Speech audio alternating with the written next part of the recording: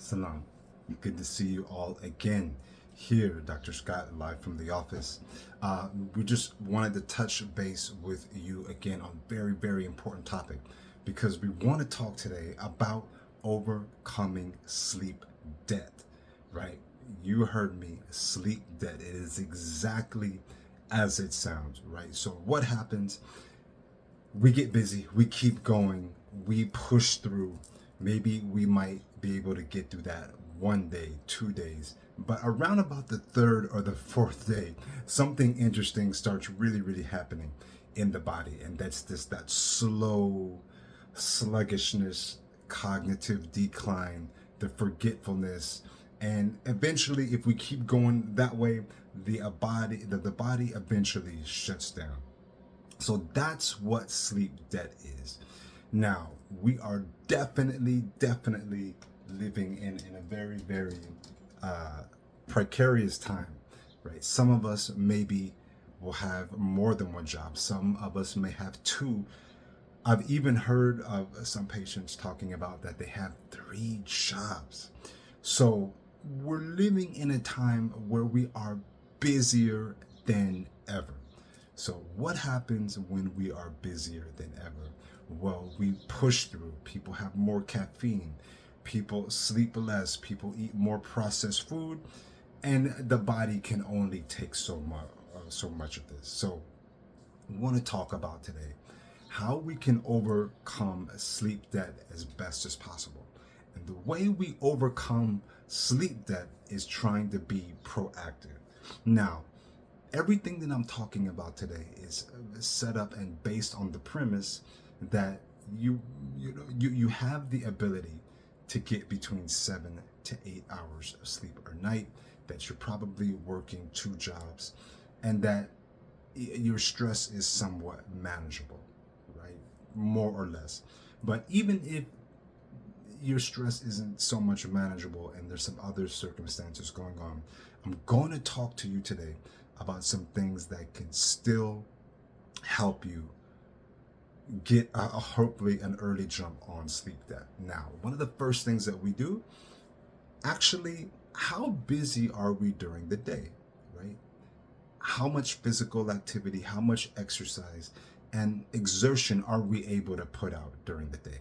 Now you're probably saying, Doc, what are you talking about? How is moving more going to help me sleep more at night? Well, it's a pretty simple equation. The more we sleep, or the more we keep busy and move ourselves during the day, the more sleepier we are at night, right?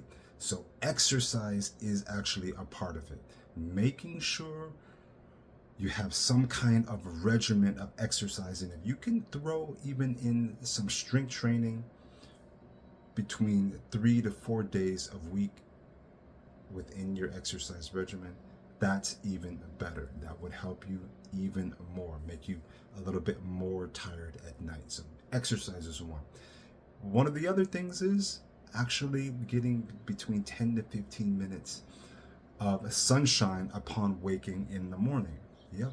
So studies have been shown when you get that proper dose of sunshine in the morning, that actually balances your circadian rhythm, sending those signals to your mind, actually letting you know, oh, it's daytime now, I'm awake now. You're absorbing that vitamin D, right? Giving your body the power that it needs, but also sending those subtle signals to your brain to take it down a notch at night once the sun starts to dissipate.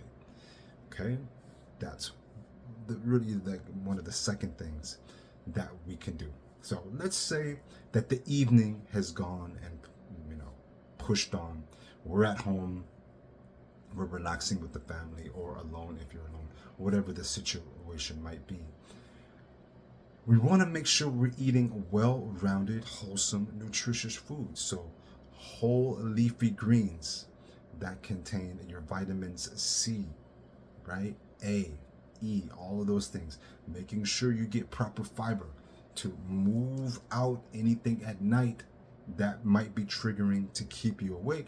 And if you're a coffee drinker or a tea drinker, trying to have those things at least 8 to 6 hours before you plan to go to sleep.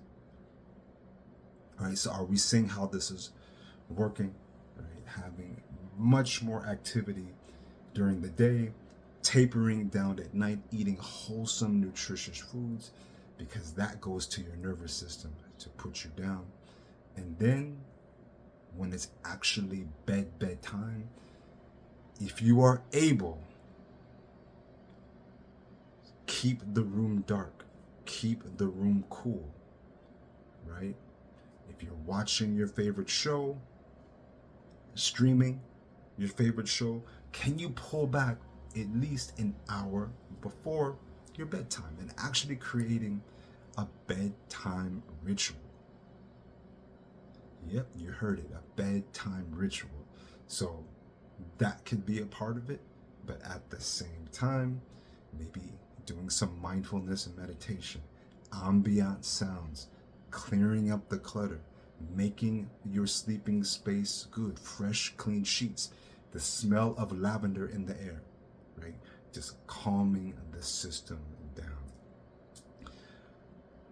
Because proper sleep isn't just about the sleep itself, it actually affects everything that we do in our life. So we can be exercising, we can be tracking our food, we can be watching our portions, but if we are out of control with sleep, that can just really kind of hamper everything. So before moving forward, if you've liked what you heard today, go ahead and give us a like, give us a share, right? And become a member. And as I've talked about before, when you become a member, you get access to member-only videos, right, that no one else sees, and access for group events and things like that. So as we were saying, sleep debt, it's an issue. We're busier than we have ever been in our life, but we can do something about it, right? So be on the lookout for some of the next upcoming videos. We're even going to go deeper with our nutrients, how it affects our body, how it affects our parasympathetic nervous system, and beyond. All right, so go ahead, follow the links at the bottom of the page if you want to set up a consultation.